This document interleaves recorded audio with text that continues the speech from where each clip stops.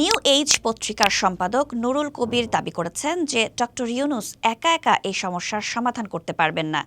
একটি বেসরকারি টেলিভিশনের টক শো অনুষ্ঠানে তিনি এসব কথা বলেন।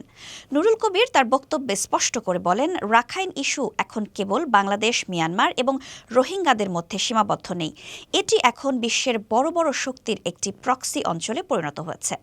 তিনি বলেন, এখানে আমেরিকা, চীন, ভারত এবং মিয়ানমারের নিজেদের স্বার্থ জড়িত এবং স্বার্থের দ্বন্দ্বও রয়েছে।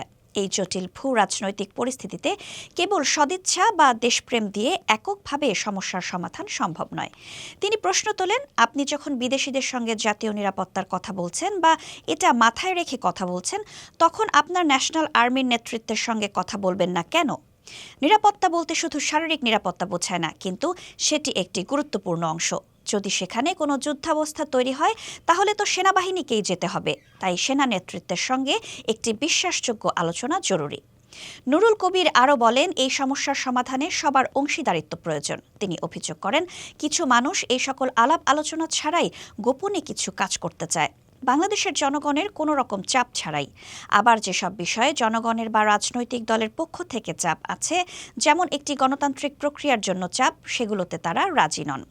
নুরুল কবির আরও উল্লেখ করেন, সমাজের ইতিহাস, কূটনীতি, আঞ্চলিক স্থিতিশীলতা এবং রাজনৈতিক সমাধানের পথ সম্পর্কে পরিষ্কার ধারণা না থাকলে এমন পদক্ষেপ নেওয়া যায়, কিন্তু মাত্র 2-3 জন লোকের জন্য পুরো দেশ বিপদে পড়বে, এটা কেন মেনে নেওয়া হবে? তিনি মনে করেন, সমাজের চিন্তাশীল মানুষের ভাবনা এবং সরকারের ভাবনার মধ্যে একটি সংঘাত তৈরি হচ্ছে। এই অস্থিরতা বাংলাদেশের ভবিষ্যতের জন্য ক্ষতিকর বলে তিনি মনে করেন। তিনি বিশেষভাবে ডক্টর ইউনূসকে উদ্দেশ্য করে বলেন, সরকারে যাদের নেওয়া হচ্ছে তারা অধিকাংশই জনবিচ্ছিন্ন।